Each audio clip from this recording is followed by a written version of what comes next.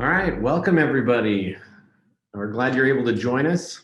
My name is Wes Arnold and I'm here with Burke Charlton, and we're excited to have you join us for today's Smarty Streets webinar on US Rooftop Geocoding. So with US Rooftop Geocoding being a fairly recent release, we thought it might be beneficial to cover a number of ways it's being used in several different industries. And we thought that might help you identify how US Rooftop Geocoding might be beneficial for you and your company. Also, at the end of the webinar, there'll be an offer for a free trial. Everybody who attends today can get a free trial of US Rooftop Geocoding.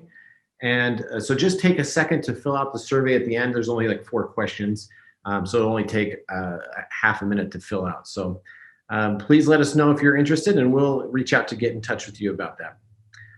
Also, just as an FYI, this webinar is recorded, and so once we're done with the webinar, we'll make it available for you and also for anybody who's interested. So feel free to forward it on to those who might be interested.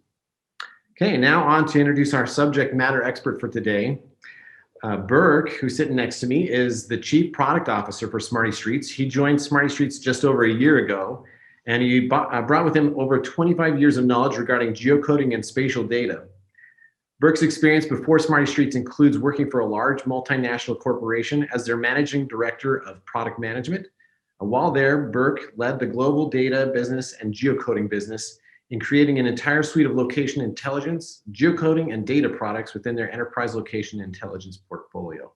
So without further ado, I'll turn it over to Burke, and he'll introduce today's topics. Thanks a lot, Wes, and welcome everybody, and thank you for sharing with us a bit of your time today. The topics today will be, we'd like to keep this to about 45 minutes in total.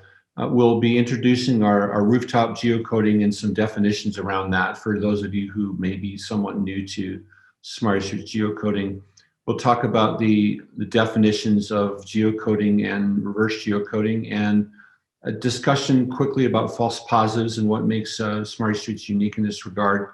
Some vertical use case examples around the 5 different industries that were sent out as part of the invitation for insurance, telecommunications, retail, logistics, and mobile marketing.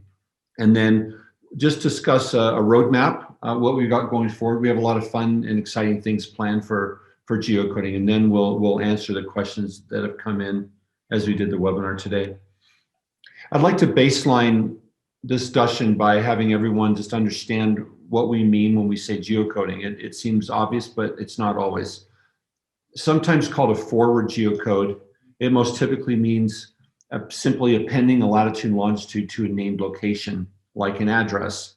And it's most frequently used in terms of address. So where we're sitting right here, 2335 South State Street in Provo, 84606, that comes with a latitude and longitude. Geocoding the address generally requires that it gets cleaned first. So a cleansed address has a much higher match rate than a non-cleansed address. So it gets normalized and validated before it's assigned. The better the address validation, the better the geocoding. This is a very true statement. The more clean your address is, typically the more accurate your geocode will be. Once the latitude and longitude has been assigned, huge amounts of location data can be added to the address. It's sort of unlocking this secret door where all this great information can be added to the address to give it context and meaning.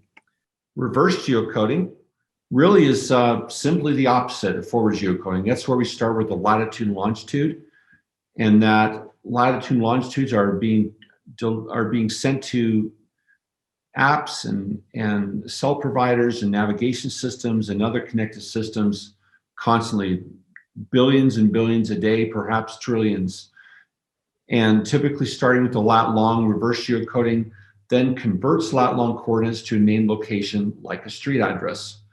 This is the address here for a house in the area, and it takes a lat-long and puts it right again to the building.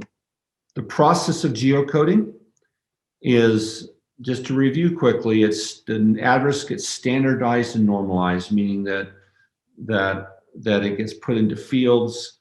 The address gets cleansed and validated. In the United States, that's done USPS rules. In other countries, they have their own postal systems where those rules apply. And then the address is matched to street data or point data and local geography in order to give it a lat long. At that point, we can return detailed address and location codes and then location-based metadata. For example, a real common one would be a county or a congressional area for an address. These typically are appended to addresses prior to matching, but sometimes you can use other methods of doing that, but those are called metadata variables about an address. Some people call it enrichment. I'd like to talk briefly about false positives, why we absolutely hate them and how Smarty Streets avoid them. A false positive happens when an address is confirmed by a geocoding system, is given the latitude and longitude, but is actually matched to the wrong location or matched badly. These happen fairly often across the world, and this is why you hear about people driving into the New York Harbor, when they took the location of a matched address for granted and then didn't bother looking at the street but followed some sort of guidance system that they had.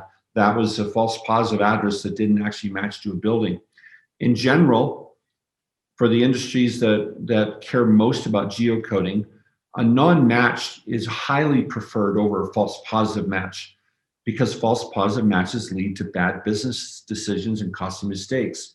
For example, saying that an insured property has no risk when in fact it has a very high risk. That would be a negative result of a false positive. False positives are greatly reduced by high quality address validation, such as what Smarty Streets has. And the Smarty Streets US Rooftop Geocoder is 100% integrated with the Smarty Streets US Address Validation API that does result in highly accurate and valid results. I'm going to give you an example here. This is a recent false positive. In fact, I was just testing it out and I decided to try out 2335 South US 89. This highway that runs right by our building here is called State Street and US 89. I thought, well, wouldn't it be interesting if we could type in the highway number instead of State Street? Well, it turns out that Highway 89 is in fact not an alternate name for State Street along where we work here. But I typed it in Google Maps, and Google Maps returned this address in the upper arrow. It returned 2335 US 89 in Harrisville, Utah, which is 90 miles away from the search for address. I'm going to pick on Google a little bit. We all use them, we all love them, and they're big enough to handle it.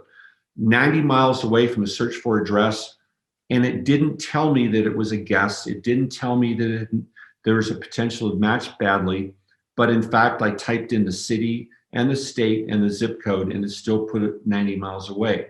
Smarty Streets returned unknown address. So I ask you, would you rather have had your geocoding system tell me, would you rather have a non-match or a false positive match? I know in my case, I'd rather have it tell me that it didn't match that address than give me something confidently 90 miles away. Rooftop geocoding has been around a long time. In years past, in fact, companies I've worked for in the past called rooftop geocoding.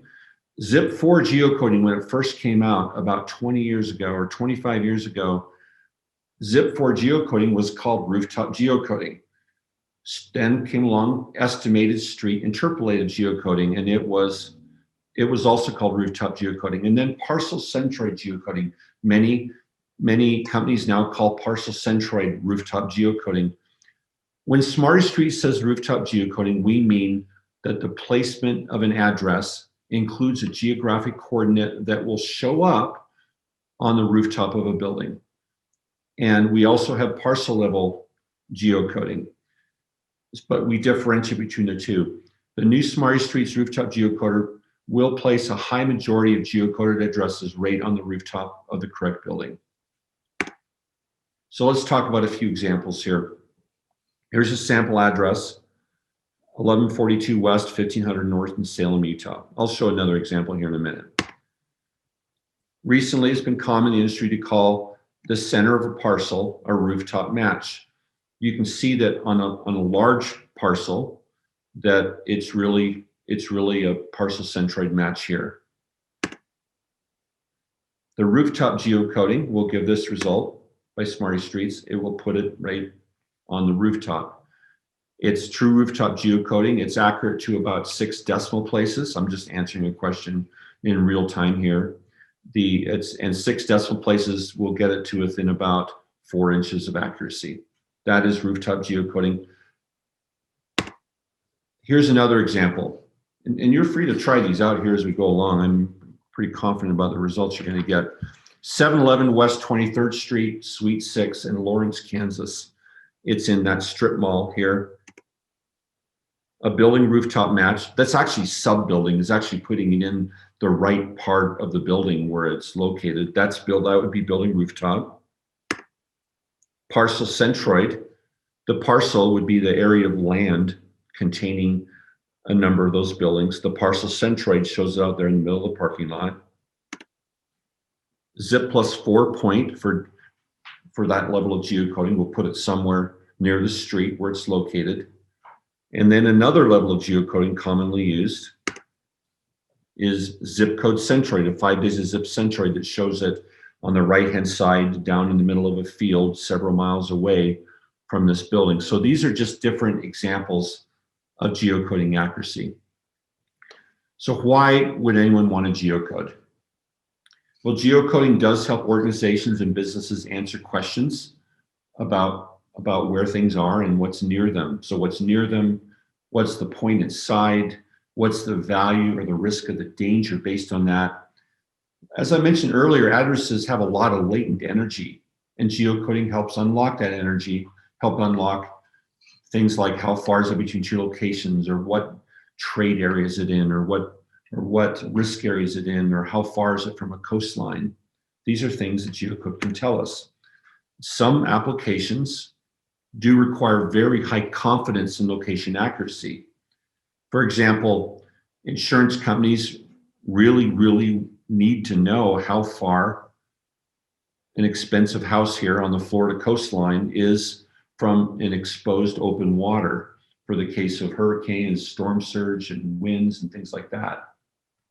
So let's talk about a few use cases now. I'm going to start with in order of what we had on the invitation here, and these won't go into any detail. In previously, I've done entire hour-long webinars just talking about P&C insurance underwriting. So here we'll use a couple of examples and we'll talk about why it's important. And perhaps if you're not one of these industries that we're talking about today, you'll be able to abstract information and be able to say, yes, I think that this could also apply in my industry.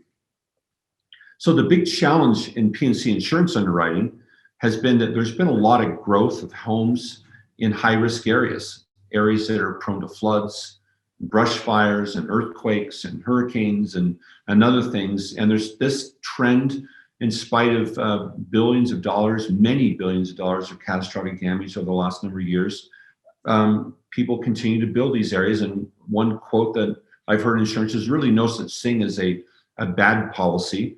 There is a badly priced policy. So if someone insists on building in a very dangerous, high-risk wildfire area, well, you can get insurance for it, but you will just have to pay more for it. And the insurance companies generally will still insure you for that risk.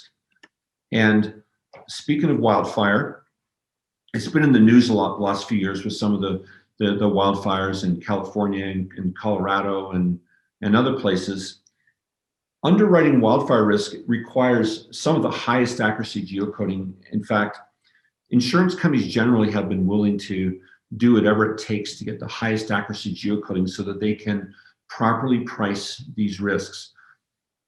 The wildfire risks are very granular and are specific to topography and vegetation. So here's the map on the lower left here. I grabbed this off the Oregon wildfire site where you can look at your specific address or area. Notice how granular these wildfire areas are, and right in the middle of the city, there's some areas of extreme risk in the dark maroon, and then others of very low risk that aren't colored, or some that are moderate risk, and you can see fairly easily where those are. And, and so that level of granularity really requires highly accurate geocoding in order to be able to know if you fall within one of those areas or not. In fact, sometimes an extremely high area can be right next to an area of very low risk. So this image to the right here. I was living in Colorado at the time this wildfire happened, and it was really, really tragic. This is the actual burn area you see in the red outline around the area, around the buildings. The actual burn area for Waldo Canyon fire in Colorado Springs. And you'll see that the areas of burn were extremely isolated in some areas, skipped over other areas. And yes, it was related to things like topography, in terms of the vegetation in the area. It was interesting to look at this map as it compared, or look at this destruction area as it compared with actual wildfire model burn areas in the area. It was pretty close. It's not, nothing's ever 100%, but the modeled area, for example, the map on the left is a model showing, that is publicly available, by the way, showing the areas of wildfire risk. And then when actual wildfires are compared to those models, there's a pretty close correlation. So the modeling's gotten very good on that. And it's an interesting exercise to look at this type of use case. A reverse geocoding use case. We're not going to talk a lot about reverse geocoding today, but an interesting reverse geocoding use case happened with Hurricane Katrina about 15 years ago. Those of you who are a little older like me, or somewhat, at least over the age of 40, and were aware of it, will remember that Hurricane Katrina was incredibly destructive. It hit the coastal area along the Gulf Coast and Gulfport with 20-foot storm surge. And these stricken communities were literally washed away. Very few homes were left. The image on the right-hand side there shows the destruction that resulted from that. Well, insurance adjusters were on the ground, and claims agents were trying to use to locate the addresses for these particular homes. And the way they had to do it was to go on the ground, send off a latitude and longitude, and then a reverse geocode was able to identify the parcel of land that area was under. I'm going to go into telecommunications real quick. The two use cases I'm going to talk about here are coverage planning and coverage locators.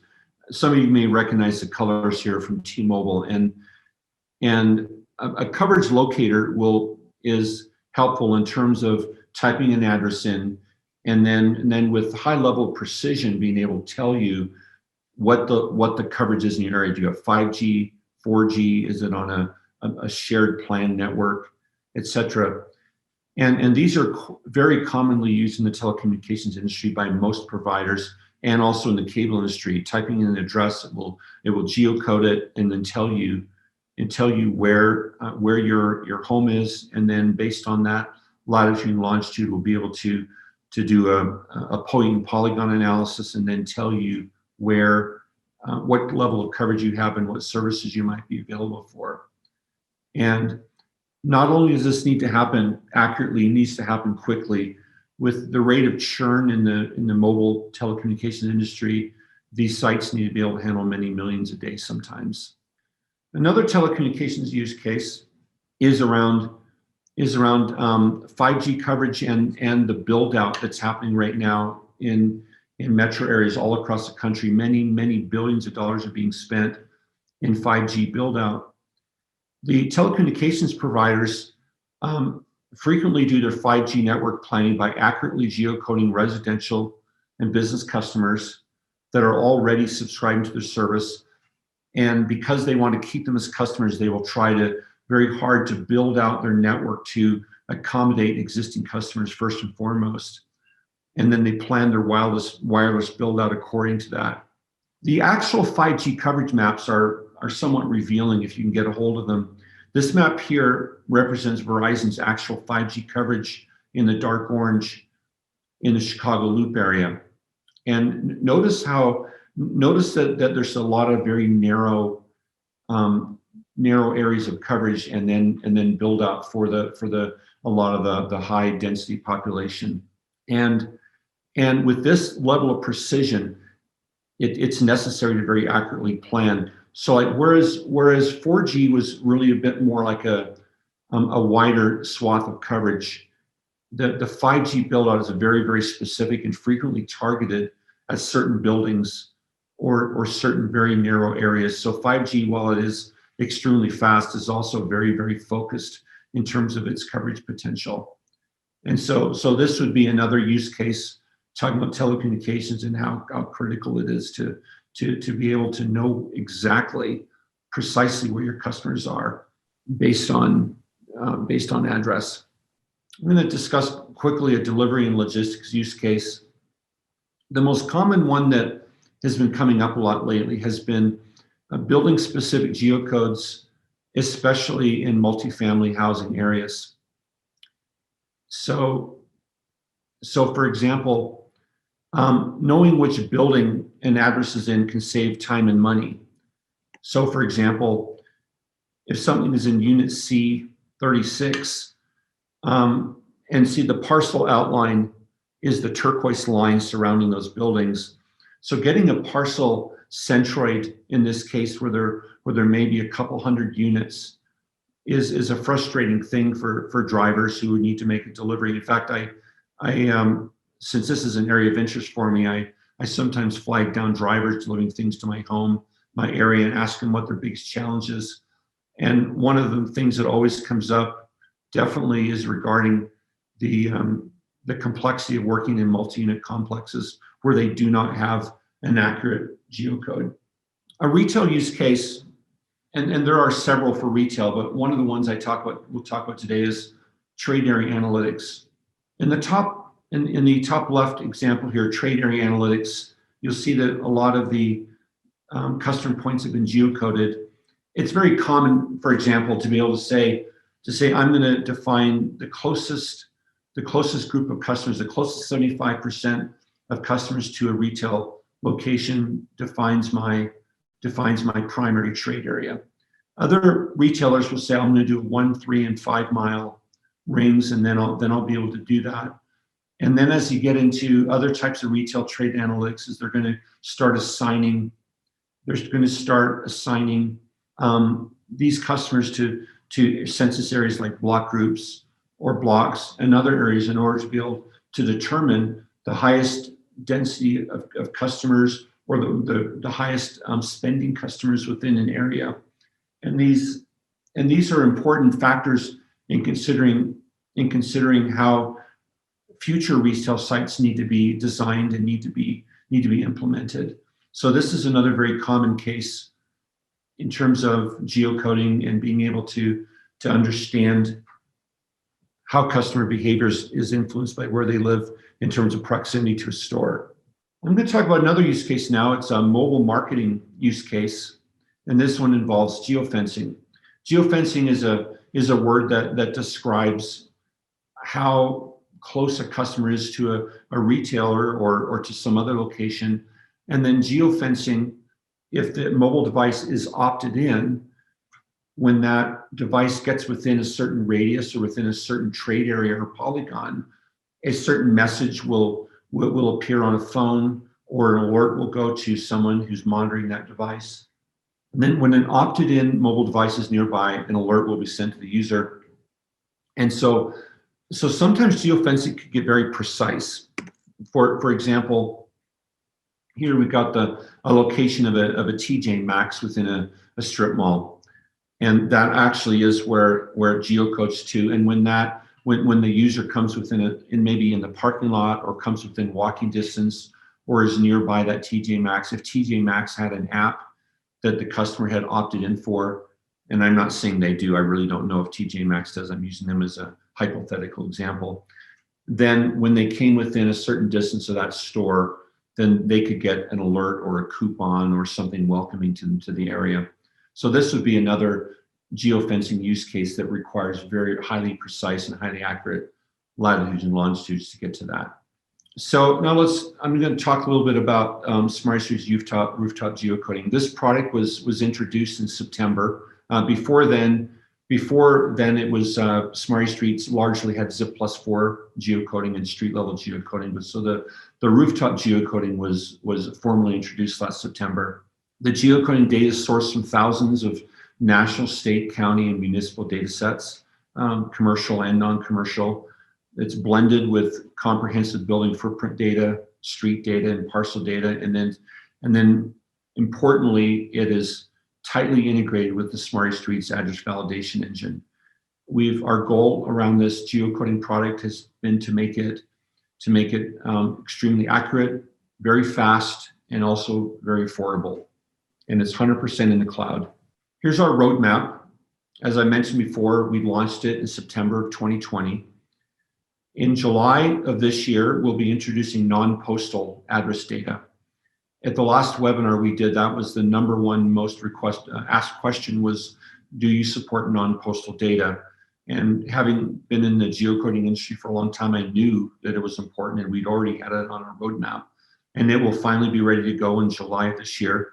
The majority of non-postal addresses will be a part of the product, and including a deliverable but not mailable addresses.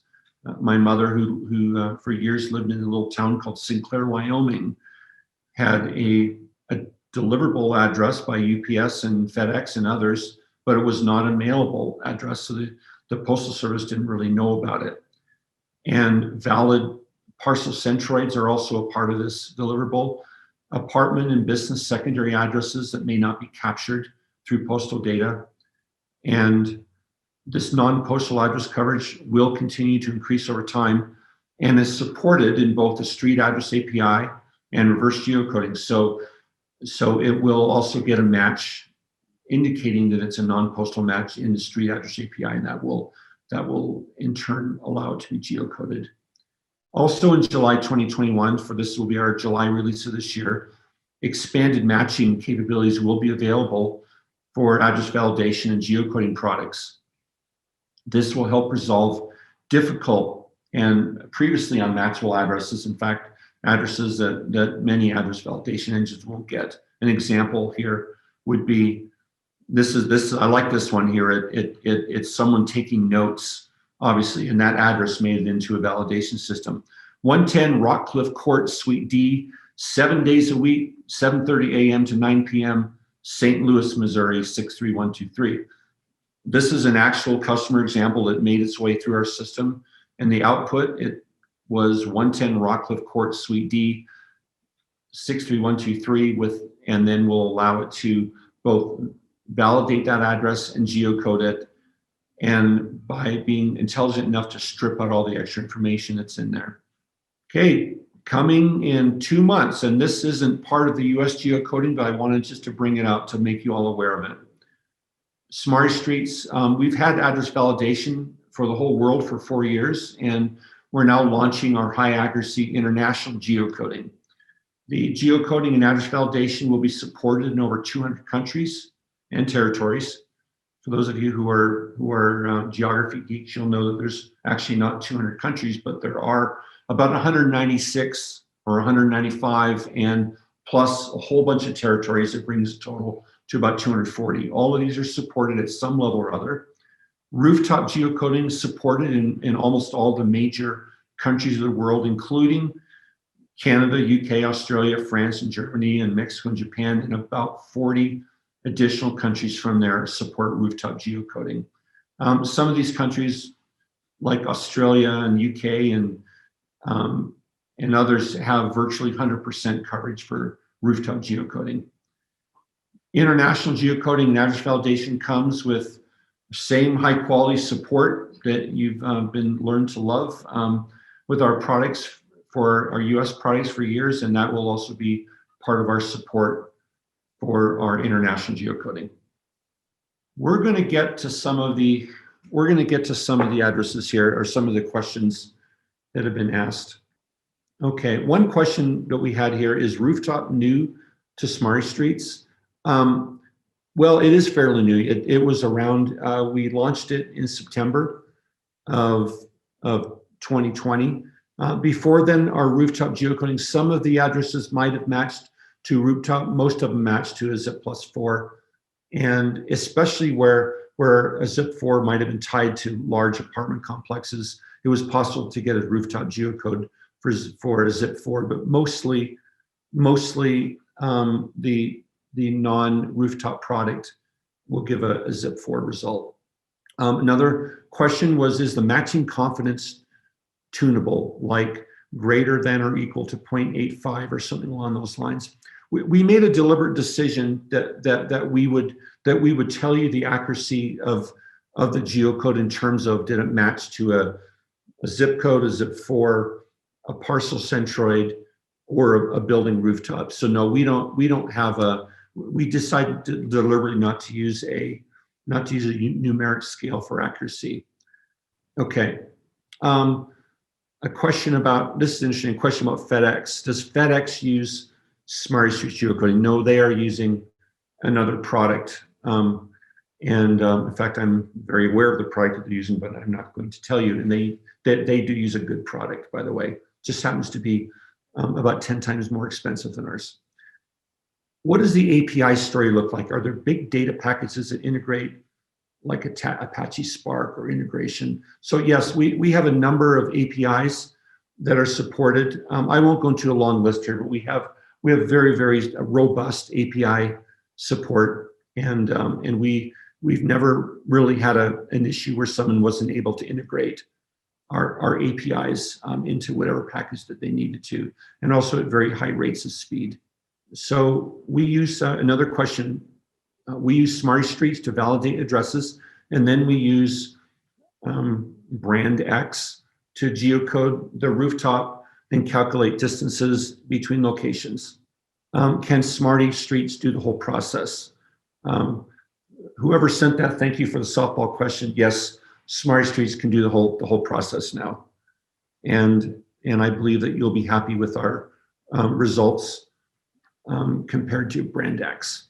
Another question, can Smarty Streets differentiate among building numbers or apartment numbers in a housing complex when geocoding? The answer to that is usually.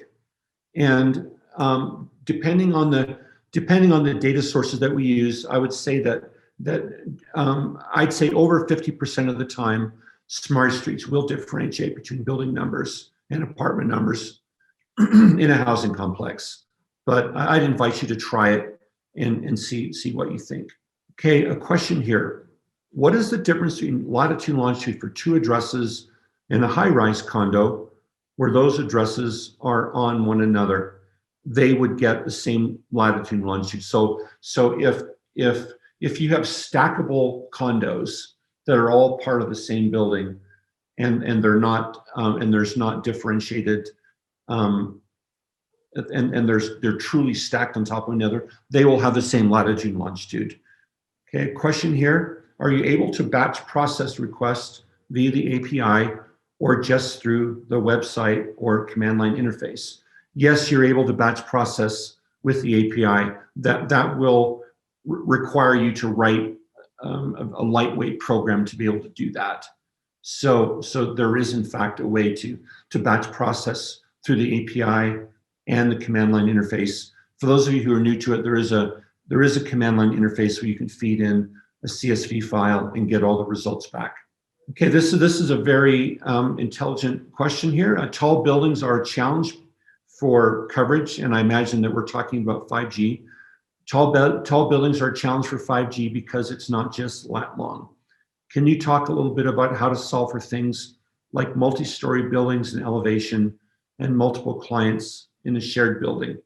This question actually gets brought up a lot by 5G companies and where those get stored. We can take you as far as the XY, the horizontal, beyond the horizontal part of that, for example, elevation or what side of a building they're on, that will need to be handled by the company providing 5G service.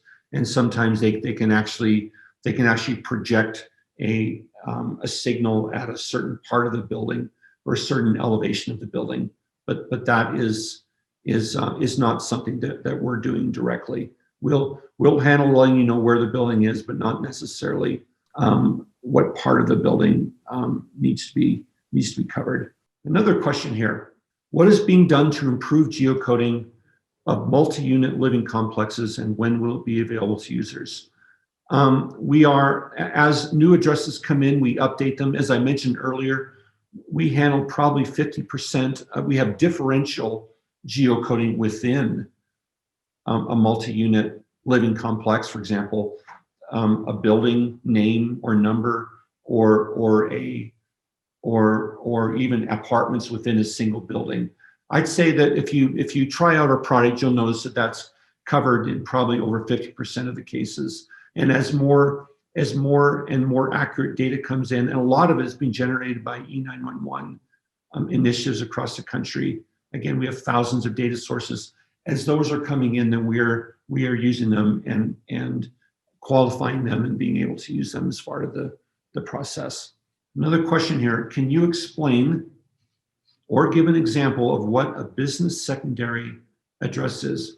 A business secondary address would be a suite number.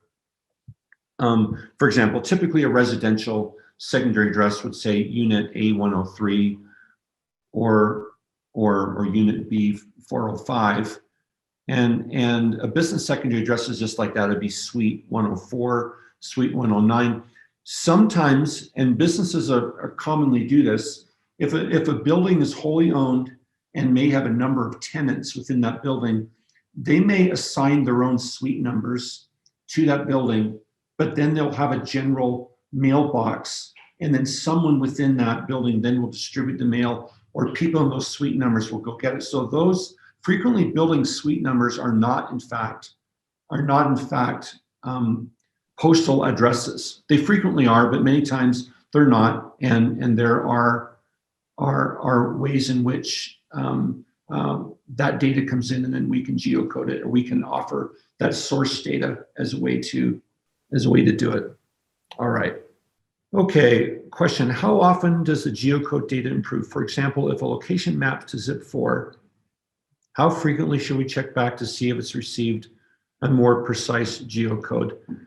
I would say we refresh our location database quarterly, and then we refresh the address database monthly. So I would say either monthly or quarterly, depending on which side of the data is getting refreshed, but it is refreshed very frequently.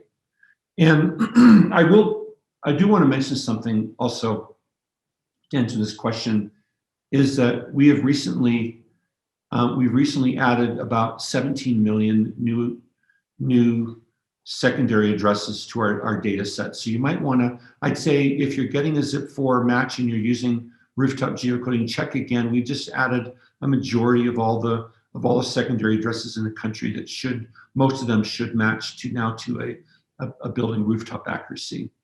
But keep checking back. Again, we just added a major upgrade in terms of our secondary address coverage here in this last week, and it should be live, I'd say, in about one more week. One more address. I just tried one address, unknown address.